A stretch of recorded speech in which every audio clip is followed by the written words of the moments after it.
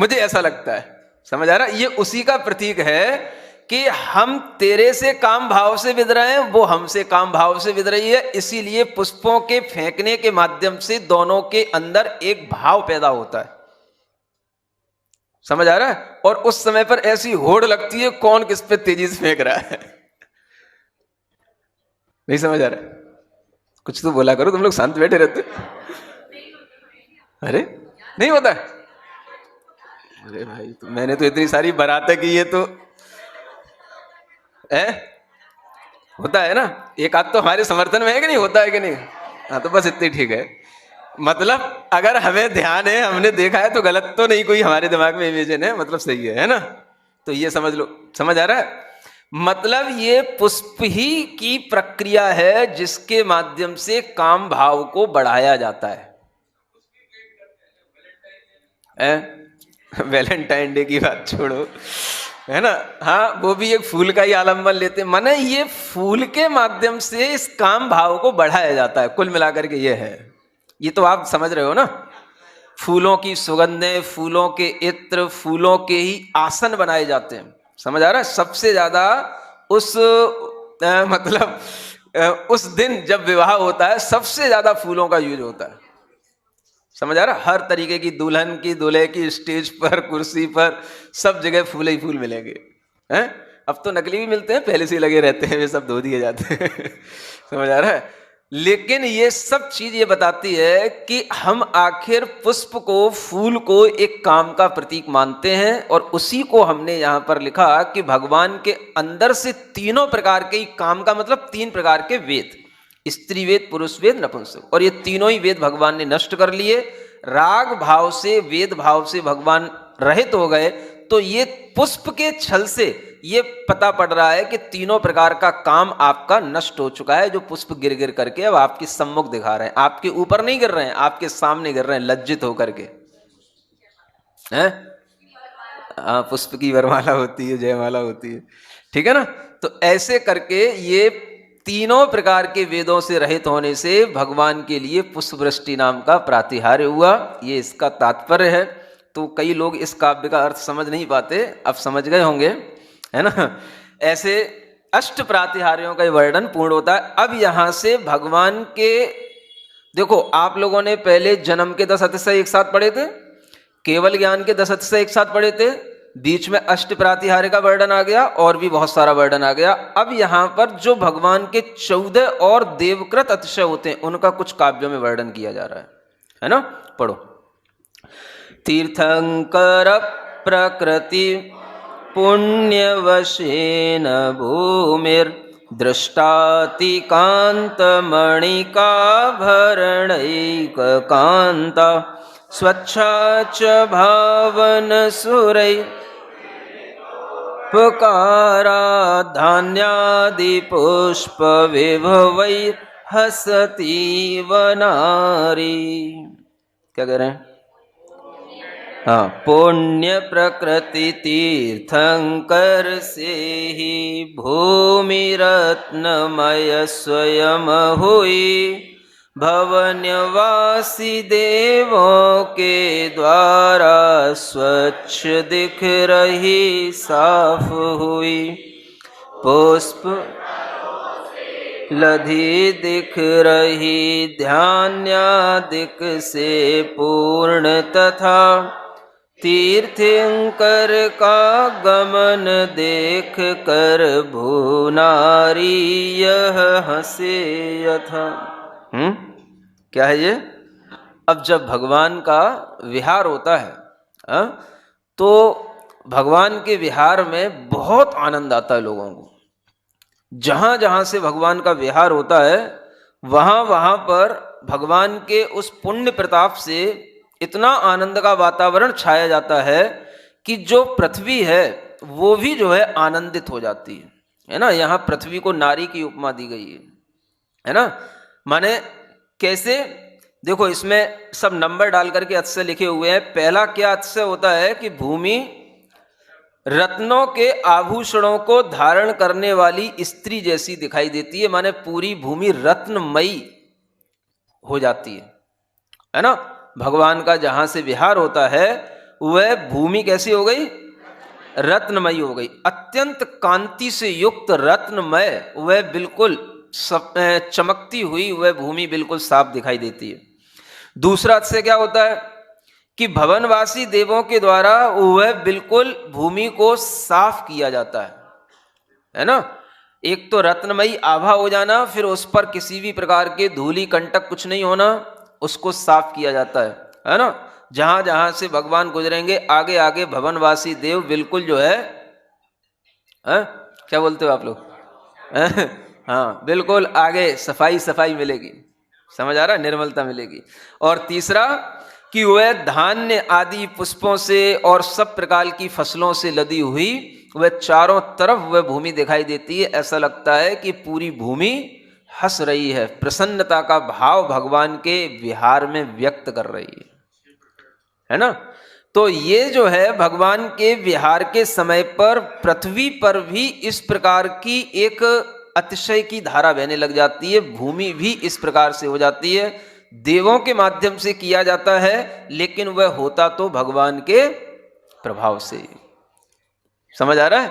हाँ, केवल देव भी करना चाहें आपके साथ तो नहीं कर पाएंगे, अपने साथ तो नहीं कर पाएंगे, कर पाएंगे तो भगवान के साथ ही कर पाएंगे।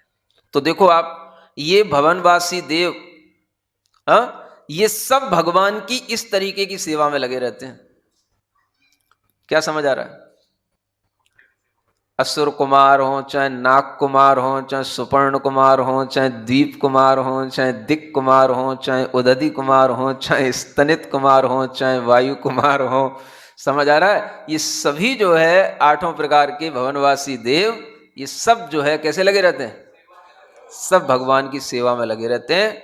कहीं पर भी कुछ भी ऐसा हो नहीं सकता जो कुछ भी किसी के लिए भी प्रतिकूल हो। केवल भगवान के लिए तो कुछ नहीं है, वो तो अपना अलग उनका विहार चल रहा है, लेकिन जो उनके साथ में चलने वाले उनके लिए भी कुछ प्रतिकूल नहीं होगा। इतनी रौनक, इतनी रंगत आ जाती है। समझ आ रहा है? ये प्रभु के इस विहार का गुणगान बड़े बड़े आचार्यों ने भी किया है। भूमौ प्रजानाम विजहर्थ भूत्यै, आचार्य समंतभद्र महाराज लिखते हैं पदम प्रभु भगवान के लिए कि आप इस भूमि पर विहार किए, भूत्यै माने लोग, प्रजा की विभूति के लिए। जहां जहां से आप गुजरते थे प्रजा अपने आप परम आनंद से भर जाती थी और सब प्रकार के वैभवों से संपन्न हो जाती थी। इतना आनंदमय भगवान का विहार होता है। हाँ, कल्पना भी करोगे तो भी आनंद आने लगेगा। समझ आ रहा है? एक और पढ़ते हैं। देखो, भगवान के समक्ष आसपास जो कुछ भी वायु का प्रभाव होता है, उस वायु संबंधी भी 3 अतिशय होते हैं जो एक साथ यहां पर लिखे गए। वायु प्रभो पद विहार पदा दिशानुसारी, वायु सुगंध घन मिश्रित सौख्य, वायु सुगंध जल वर्षण चित्त, वायु सुरस्त्रिदश राज निदेश धारी। प्रत्येक काव्य के प्रारंभ में वायु वायु आ गया और अंत में वायु कुमार देव ही ये करते हैं, इसलिए वायु सुरस त्रिदश राज। त्रिदश राज माने इंद्र की आज्ञा के निर्देश से सब काम चलता है।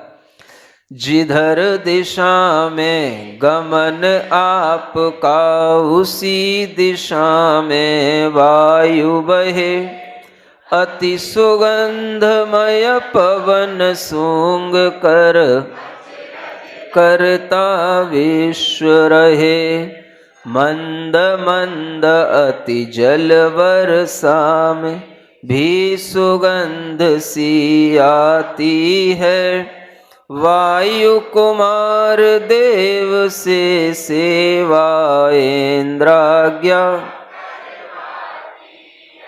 देखो कितने वायु के अतिशय हैं एक साथ। एक तो वायु जो है प्रभु के पथ विहार की दिशा के अनुसार ही बहती है। समझ आ रहा है? कभी भी ये भी एक शुभ मंगल का एक सूचक माना जाता है। हम जिस दिशा में विहार कर रहे हों उसी दिशा में वायु बहे तो अपने आप में ये भी एक शुभ सूचक घटना होती है। समझ आ रहा है? और अगर सामने से हवा आ रही हो और हम उधर चीरते चले जा रहे हो तो इसका मतलब है कि कुछ प्रतिकूलता में हम चल रहे हैं, है ना। भगवान जब विहार कर रहे होते हैं तो हवा इधर उधर से कहीं से भी नहीं चल सकती है। समझ आ रहा है? हवा की कंट्रोलिंग किसके पास होती है? वायु कुमार देवों के पास में। वो हवा का रुख बदल देते हैं, कैसे भी होगी, लेकिन भगवान जिधर चलेंगे उसी दिशा में मंद मंद हवा चलेगी, और कहीं से इधर उधर से तूफान आए, थपेड़े आए, कुछ नहीं होगा। समझ आ रहा है? दूसरा, वायु अत्यंत सुगंधी से मिश्रित हुई सुखकारी हो जाती है। उस वायु में क्या आएगी?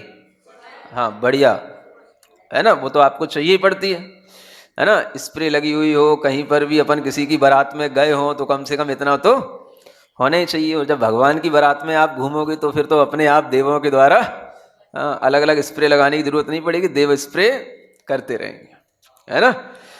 हाँ, और तीसरा, वायु से संबंधित उस सुगंधित जल की वर्षा के साथ में, है ना, थोड़ी थोड़ी सी हल्की जल की वर्षा भी होती रहनी चाहिए। समझ आ रहा है? माने वैसी रिमझिम वर्षा नहीं, हाँ, मतलब एक फुहार टाइप की, हाँ, वो अच्छी लगती है ना।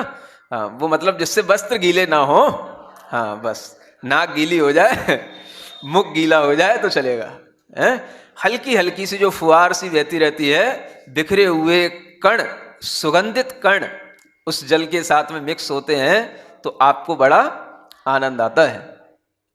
समझ आ रहा है? सब नकल तो करते हो, हाँ, नकल तो सब चल रही है। सेंट डालने की नकल होती है, समझ आ रहा है?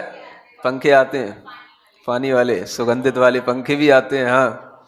और अभी तो ये भी देखा था दिल्ली विल्ली में, तो समझ आ रहा है ना, वो एक अलग से आ जाता है वो स्प्रे करने वाला समझ आ रहा है? तो कहीं जैसे कोई लोग मान लो शिविर में बैठे योग वोग कर रहा है तो वो बढ़िया सुगंधी फैला के चला जाता है, तो बड़ा मन लगता है लोगों का। समझ आ रहा है? तो ऐसे भी जो है चलता रहता है। और कई बार ये भी देखा है कि लोग जो है इस तरह की नकल करने के लिए, कई बार ऐसे जो विवाह के आयोजन होते हैं ना, तो उसमें जब बारात चलती है तो उसके आगे भी कुछ ऐसे पंखे चलते रहते हैं। समझ आ रहा है? जिसमें कि इस तरीके की थोड़ी थोड़ी सी जल वर्षा होती रहती है। तो ये सब नकल तो तुमने यहीं से की है ना। इतना पुण्य नहीं है कि अपने आप तुम्हारे साथ ये सब हो जाए, करवाना पड़ता है। दूल्हा बन करके चले हैं तो अब थोड़ा बहुत तो होना ही चाहिए।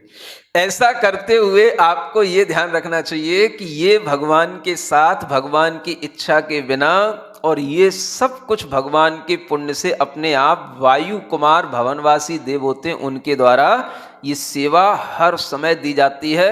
जब भी भगवान विहार करेंगे वे हमेशा रेडी रहेंगे भगवान की सेवा करने के लिए।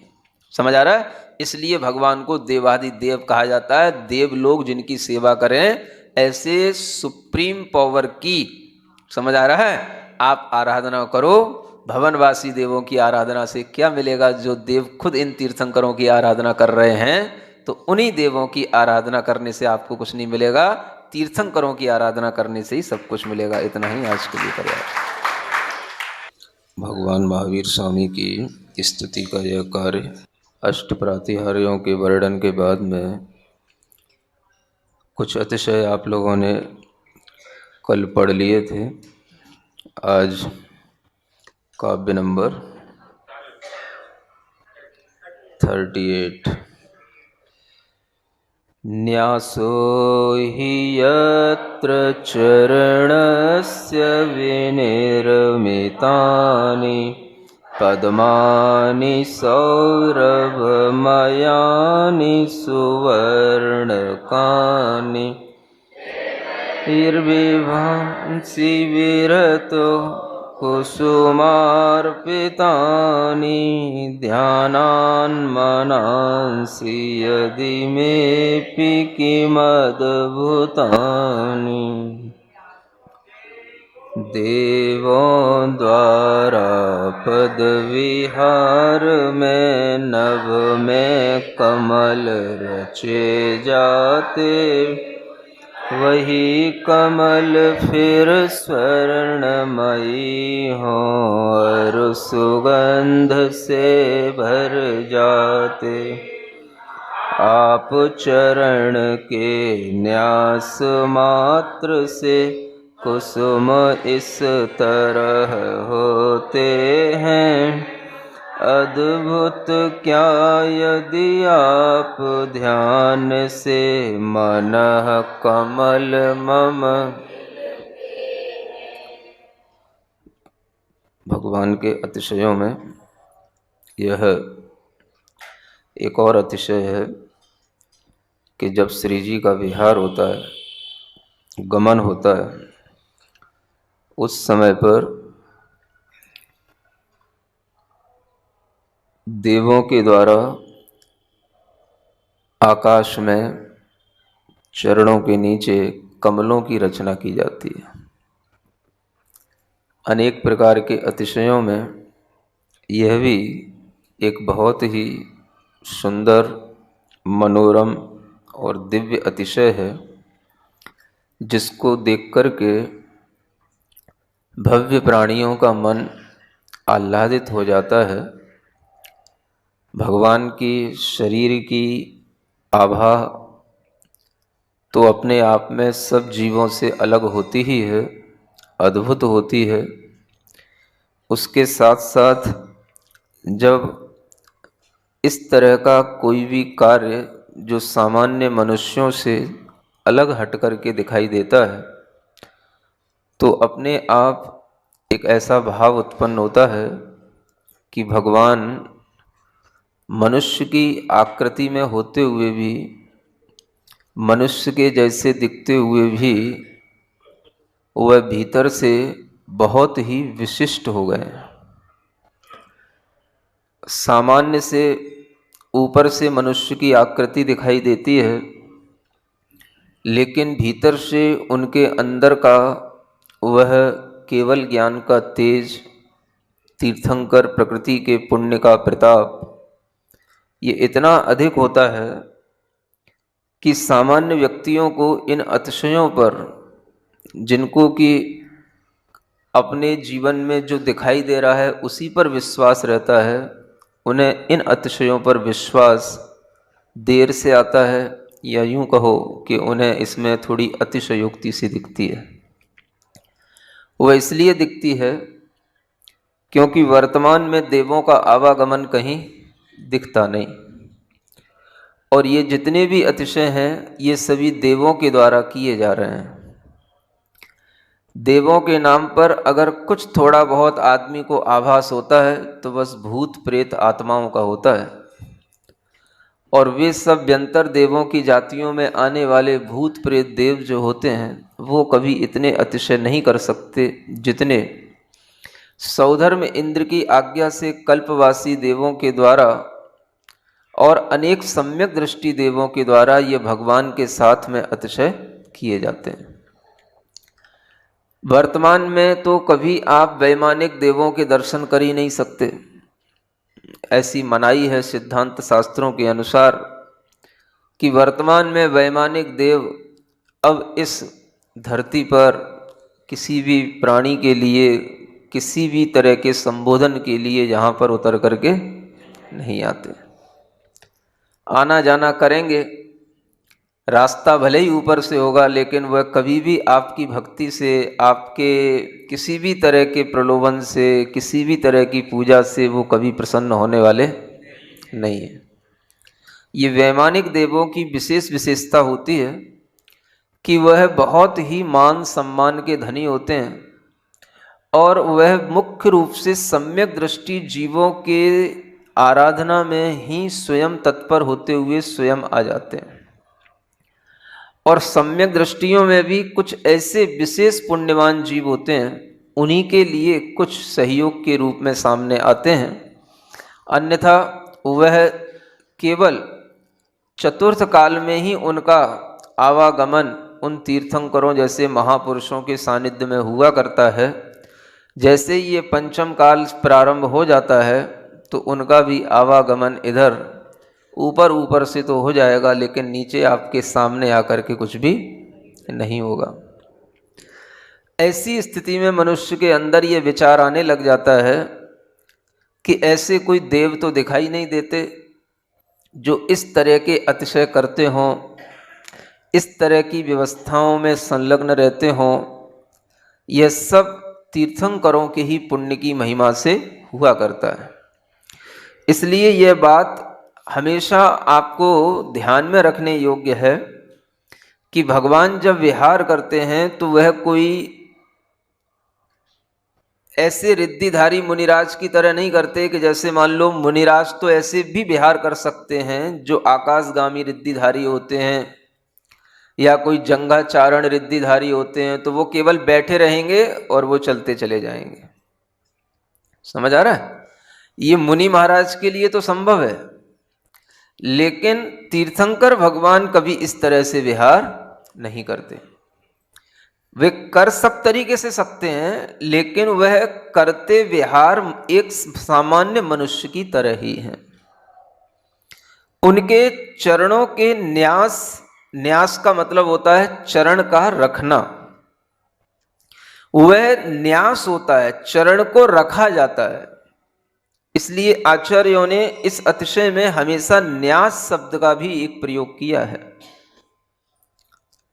और जब यह चरण रखे जाते हैं तो एक चरण जब आगे आता है तो दूसरा चरण पीछे रहता है, फिर पीछे वाला आगे आता है, दूसरा पीछे हो जाता है। यह जो क्रम से जैसे मनुष्य का विहार होता है, गमन होता है, यह प्रक्रिया तो उसी तरह की होती है, लेकिन इसमें बहुत विशेषता देवों के द्वारा दिखाई दी जाती है। और वो क्या विशेषता होती है? वो ये होती है कि जैसे जैसे भगवान का एक एक कदम, एक एक चरण आगे आगे आता है, उस एक चरण के नीचे 2 से 25 कमलों की रचना हो जाती है। कितने? 225। समझ आ रहा है? इतनी कमलों की रचना हो जाती है। चाहे वो भगवान के चरण आदिनाथ भगवान के हों, और चाहे वो तीर्थंकर महावीर भगवान के हों, चाहे बड़ी अवगाहना वाले हों, चाहे छोटी अवगाहना वाले हों, लेकिन संख्या तो इतनी रहेगी। साइज अलग अलग हो सकता है। जब तीर्थंकर आदिनाथ के चरण होंगे तो उनके कमलों का साइज बड़ा बनाना पड़ेगा, कई गुना बड़ा बनाना पड़ेगा। और महावीर भगवान के चरण होंगे तो उनके कमल का साइज छोटा अपने आप होगा ही। ऐसा नहीं कि जो महावीर भगवान के नीचे कमल रखे हैं वही भगवान आदिनाथ के नीचे रख देंगे तो 225 उनके ही चरण में एक ही जगह पर शामिल हो जाएंगे। नाप ले जाने की जरूरत नहीं पड़ती है, वहां आकर के सब नप जाता है। समझ आ रहा है? वहां आकर के अपने आप सब उसी नाप तौल से हो जाता है ना? हर चीज नाप तौल से ही होती है। समव शरण में भी जैसे आपको बताया था अशोक वृक्ष होता है। समझ आ रहा है? तो ये भी लिखा हुआ है शास्त्रों में, तिलोई पंडिती आदि ग्रंथों में, कि भगवान की देह की जितनी ऊंचाई होती है उससे 12 गुना ऊंचा अशोक वृक्ष होता है। हाँ, समझ आ गया? अब जितनी देह की ऊंचाई होगी उससे 12 गुना लेना है। तो जिन भगवान की तीर्थंकर की जितनी ऊंचाई है उससे 12 गुना ऊंचा अशोक वृक्ष होता है।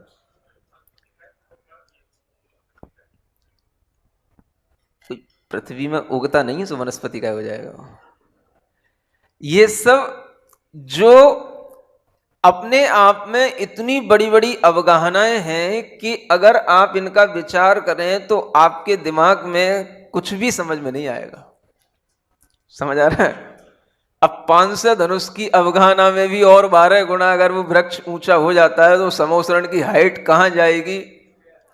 और समोसरण की जो गोलाई है, लंबाई, मतलब उसका जो 12 योजन का समोसरण भगवान आदिनाथ का, समझ आ रहा है?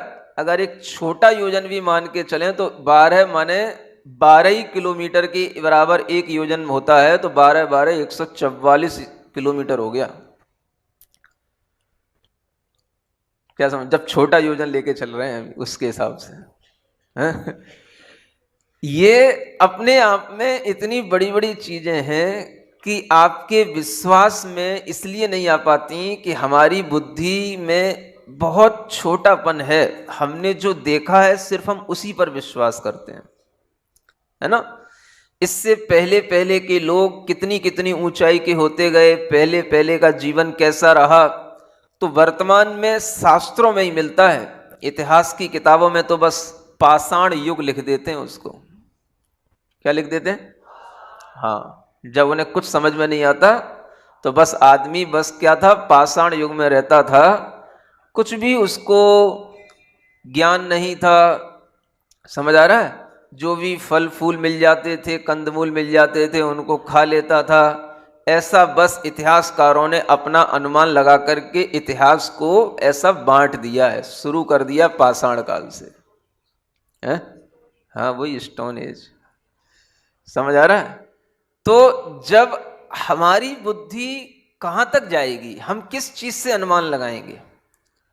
आप आज से 1000 वर्ष 2000 वर्ष की बात को कौन से ज्ञान से जानेंगे? हमें बताओ तो कि आपके पास कौन सा ज्ञान है और उस ज्ञान की प्रामाणिकता क्या है।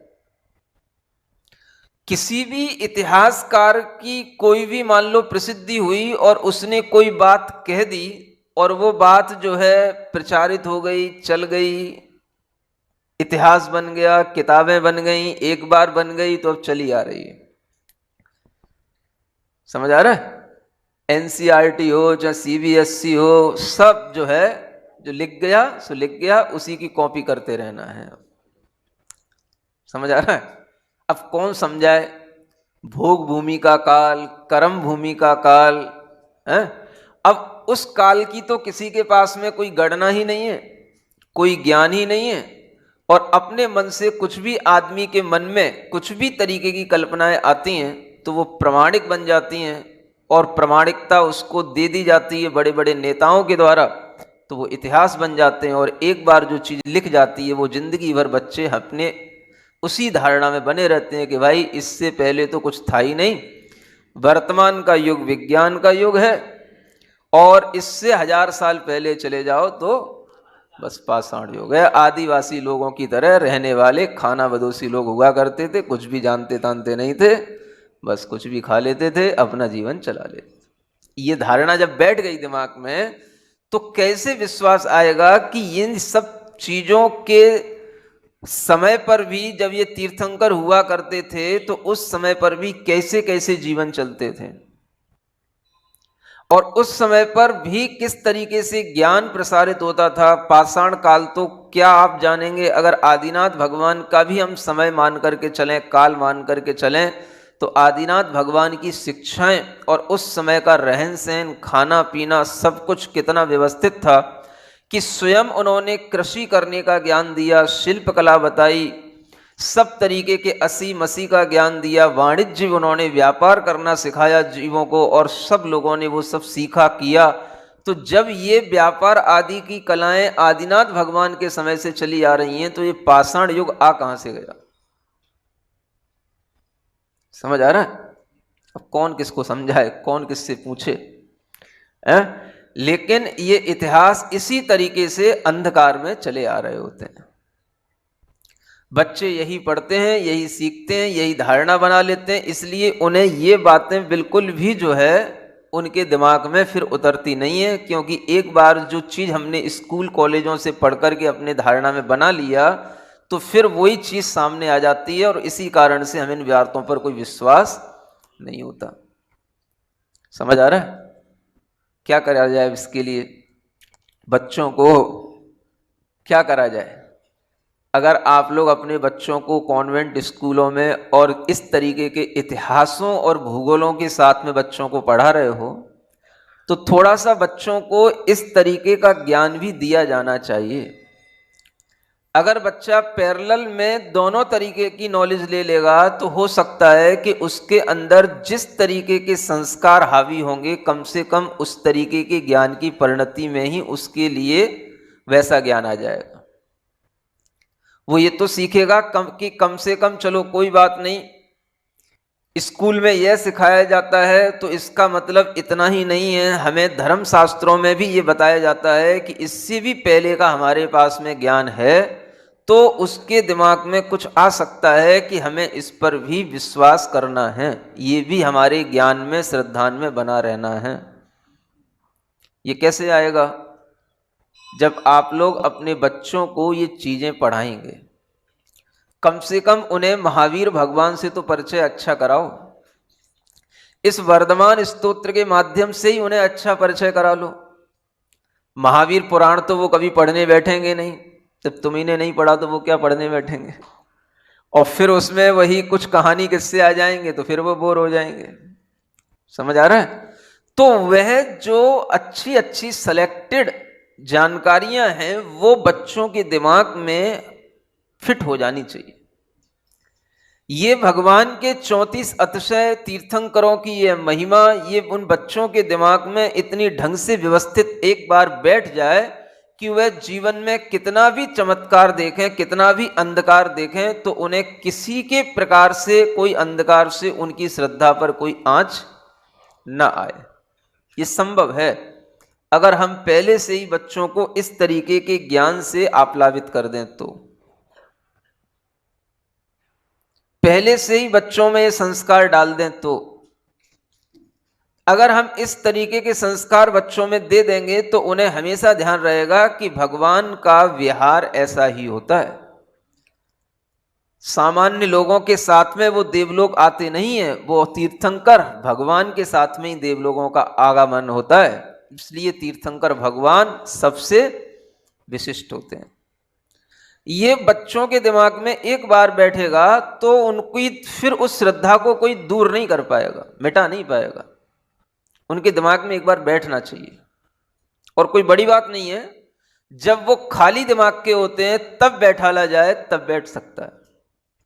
खाली दिमाग से मतलब, हाँ, जब उन्हें कुछ भी नहीं आता जाता तब उन्हें ये भगवान महावीर स्वामी के ये बातें उन्हें छोटी छोटी सी बतानी चाहिए, ताकि उनके अंदर भगवान महावीर स्वामी के प्रति भी श्रद्धा बैठे और उनके व्यक्तित्व के बारे में भी उनको जानकारी बनी रहे। बड़े होने के बाद में जब आप कहोगे कि ये भगवान ऐसे नहीं होते हैं, ये भगवान ऐसे होते हैं, तो उस समय पर फिर उन्हें बड़ी दिक्कत होगी। समझ आ रहा है? ज्ञान गलत हो जाने के बाद में उसे सही बनाना बहुत कठिन होता है, और जब ज्ञान नहीं है तभी से उस सही ज्ञान की शुरुआत कर दी जाए तो ये सरल होता है। समझ आ रहा है? किसी ने मान लो कोई भी राइटिंग वर्क कर दिया है, अब हम उसे सुधारें, उसमें बड़ा क्लेश होता है। उससे अच्छा कोई सही जानकार हो जो नया लिख दे तो उसे इतना क्लेश नहीं होगा। समझ आ रहा है? इसलिए जब कुछ नहीं लिखा गया तब अच्छा लिख दिया जाए तो आपको भी सुख मिलेगा, उसको भी सुख मिलेगा।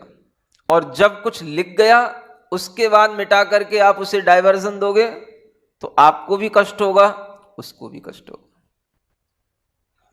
समझ आ रहा है? ये बातें बच्चों तक पहुंचनी चाहिए।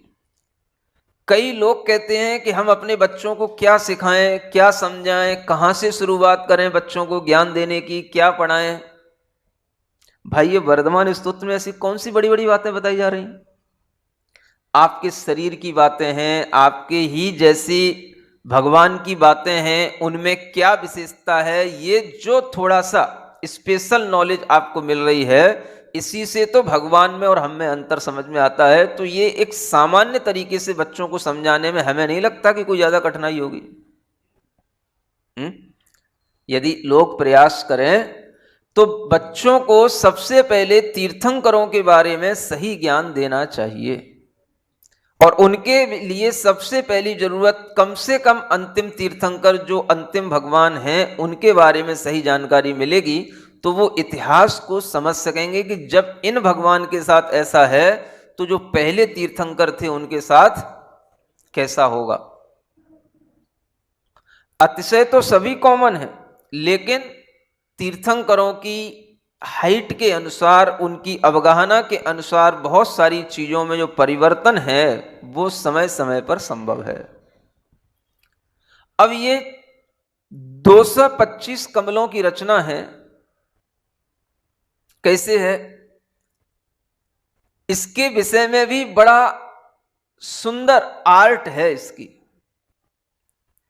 क्या समझ आ रहा है? हाँ, 4 दिशाएं हैं। ऐसा आप जो है पहले 2 लाइनें खींचो, एक हॉरिजॉन्टल एक वर्टिकल, समझ आ रहा है? फिर उसको क्रॉस करो, विदिशा बनाओ। कितनी हो गई? 8 हो गई। उन 8 के भी अंतराल में और 8 बनाओ। कितनी हो गई?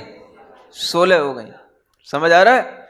और एक एक लाइन में 7-7 कमल रखो, एक एक लाइन में 7-7 कमल रखो। कितने हो गए? अभी नहीं हो गए, धीरे धीरे। अभी कितने हुए? अभी केवल 112 हुए। समझ आ रहा है? अब इनके भी अंतराल में पुनः इनके भी अंतराल में पुनः 16 लाइनें फिर करना है, और उसमें भी एक एक लाइन में 7-7 कमल करना है। समझ आ रहा है? अब करके देख लो आप कितनी बारीकी से कर सकते हो। नक्काशी तो बारीक ही अच्छी लगती है। समझ आ रहा है? कभी पत्थरों के मंदिर देखो, जहां जितनी बारीकी से कलाकारी होगी वो उतना ही ज्यादा महंगा होता है और उतना ही ज्यादा आकर्षक भी होता है।